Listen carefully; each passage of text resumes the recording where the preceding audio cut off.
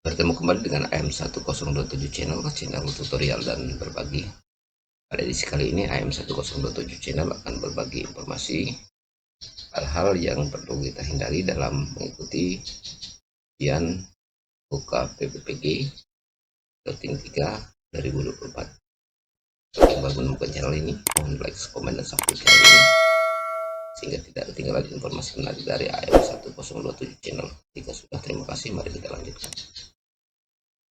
Sahabat AM1027 channel, di sini admin akan membacakan beberapa hal yang perlu kita hindari dalam pelaksanaan UTBK PG Guru Untuk Routing 3 2024. Yang pertama, tata tertib UTBK di domisili.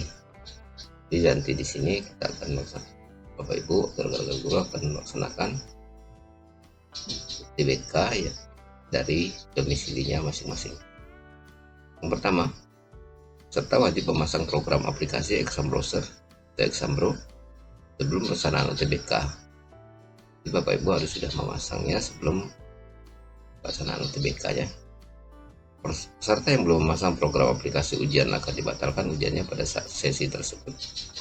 Jadi rekan-rekan yang belum menginstal aplikasi Exambro ya, maka pada sesi yang rekan-rekan dapatkan itu akan dibatalkan. Nah, selanjutnya yang B, serta wajib mengikuti ujian sesuai jadwal dan waktu yang sudah ditentukan. Jadi ketika rekan-rekan sudah mendapat jadwal dan waktu yang ditentukan, maka rekan-rekan wajib untuk mengikutinya. Yang ke C, serta wajib masuk di ruang Zoom paling lama 30 menit sebelum pelaksanaan ujian. Jadi sebelum 30 menit ya, rekan-rekan harus sudah melakukan join di ruang Zoom meeting yang dilaksanakan oleh panitia pengawas. Yang ke D, peserta wajib berpakaian sopan dan rapi, tidak menggunakan kaos. Jadi Bapak Ibu guru mungkin sudah paham ya, untuk pakaian itu harus sopan dan rapi. Yang ke E, serta mengerjakan ujian di dalam ruangan yang tenang, nyaman, dan dengan pencahayaan cukup tanpa ada orang lain. Untuk peserta tunanetra dapat didampingi seorang yang ditunjuk oleh LP3 penyelenggara. Jadi rekan-rekan tidak boleh ada satupun dan apapun itu ya yang ada di dalam ruangan, dan ruangannya dengan pencahayaan yang cukup tanpa ada orang lain. Oke, selanjutnya yang ke F, jarak peserta kurang lebih 2 meter dari kamera zoom di HP. Posisi HP berada di samping depan, kanan, atau kiri. Jadi 2 meter ya. Meja dibersihkan dari barang-barang selain laptop, botol atau gelas air minum transparan. Jadi boleh membawa botol gelas air minum yang harus transparan ya, tidak ada merek dan apapun itu. Obat-obatan pribadi bagi peserta yang sedang sakit, kertas kosong atau satu alat tulis, laptop bersih dari kabel lain kecuali kabel charger. Jadi tidak ada kabel-kabel lain yang berantakan ya, yang boleh hanya kabel charger.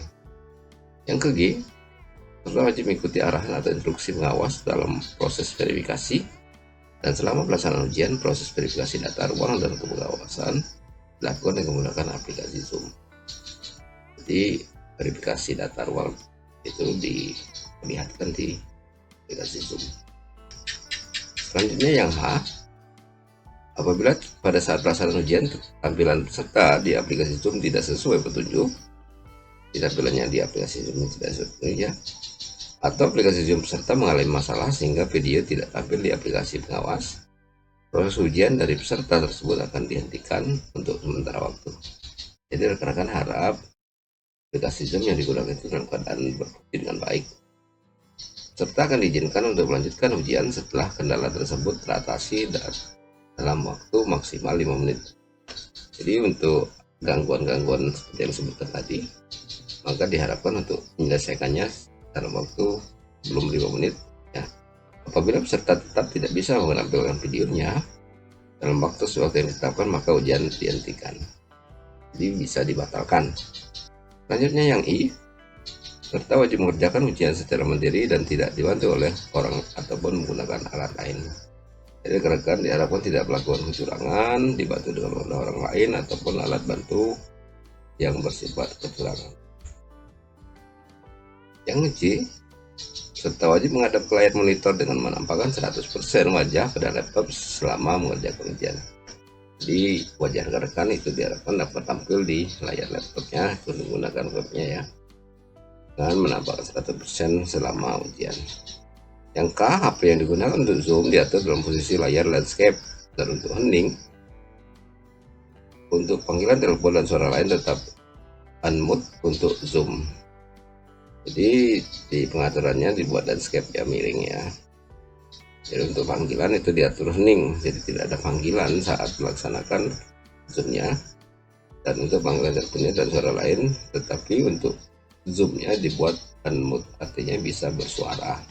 L, serta dilarang merekomendasikan dan menyebarluaskan soal-soal ujian. Jadi Bapak Ibu tidak boleh memfoto ataupun hal-hal lain untuk ujiannya. Yang M, serta dilarang melakukan kegiatan lain yang tidak berhubungan dengan melaksanakan UTBK. Jadi tidak boleh melaksanakan aktivitas lainnya. Selanjutnya yang N, serta dilarang meninggalkan tempat duduk yang terpantau oleh kamera HP. Jadi Bapak Ibu tidak boleh meninggalkan tempat duduk ya yang terpantau oleh kamera HP-nya. Yang ke O, serta dilarang pergi ke toilet selama ujian berlangsung tanpa izin pengawas. Jadi rekan-rekan jika ingin pergi mau buang air kecil misalnya ke toilet, itu harus minta izin ke pengawasnya. Jika tidak, maka itu dianggap suatu pelanggaran. Yang P, peserta dilarang makan atau merokok pada saat mengerjakan ujian. Tidak boleh makan ataupun merokok ya, rekan ya. Itu sangat dijaga ya, Bapak Ibu bisa lulus ujiannya. Yang Q, peserta diperbolehkan makan atau air putih ya dari botol transparan atau minum obat pada saat mengerjakan ujian. Dapat disiapkan sebelum ujian dimulai. Jika rekan-rekan membutuhkan air minum karena waktunya cukup lama ya, mengerjakan ujiannya hampir 2 jam, nah rekan-rekan dapat menyiapkan sebelum ujian dimulai. Yang ke R, panitia pengawas berhak menghentikan pelaksanaan UTBK yang sedang berjalan untuk peserta secara individu jika ada peserta melakukan tindakan kecurangan atau melanggar ketetapan dan peraturan. Rekan-rekan nanti bisa dihentikan ujiannya jika rekan-rekan melakukan kecurangan. Selanjutnya keempat, ketentuan ujian tertulis studi kasus, peserta mengisi jawaban dari urian reflektif berbasis studi kasus langsung di kolom yang setelah disediakan pada web UTBK. Jadi untuk studi kasusnya langsung diketikkan ya di tampilan web UTBK-nya, bukan di tempat lain. Nah, berikutnya adalah pelanggaran dan sanksi. Konsekuensi dari pelanggar ujian yang dilakukan oleh peserta adalah pembatalan hasil ujian sampai dengan pemberitahuan pemberhentian status kemahasiswaan. Beberapa contoh pelanggaran dan sanksinya tersaji pada tabel berikut. Yang pertama atau jenis sanksinya, jenis pelanggarannya berupa jenis pelanggaran ringan. Contoh pelanggarannya adalah peserta lupa mematikan suara handphone serta berpakaian tidak sopan sebelum ujian. Jadi suara handphonenya itu dimatikan ya. Dikhawatirkan jika ada pas rekan-rekan mengerjakan ujian ada yang nelpon gitu kan, mengganggu suaranya ataupun jelas mengganggu pelaksanaan ujian. Dan berpakaian juga harus rapi dan sopan, tidak menggunakan kaos dan sebagainya. Sanksinya adalah peserta diperingatkan oleh pengawas. Berikutnya adalah jenis pelanggaran sedang, yaitu peserta terlambat masuk di ruang Zoom saat UT sudah dimulai atau sudah login. Jadi Zoom-nya itu sudah harus login ya, 30 menit tadi ya waktu yang diberikan. Belum 30 menit harus sudah login ke Zoom-nya. Selanjutnya peserta tidak memasang program aplikasi ujiannya. Jadi aplikasi asam browsernya harus dipasang sehingga nanti bisa mengikuti ujian. Jika tidak dipasang berarti tidak bisa melakukan ujian.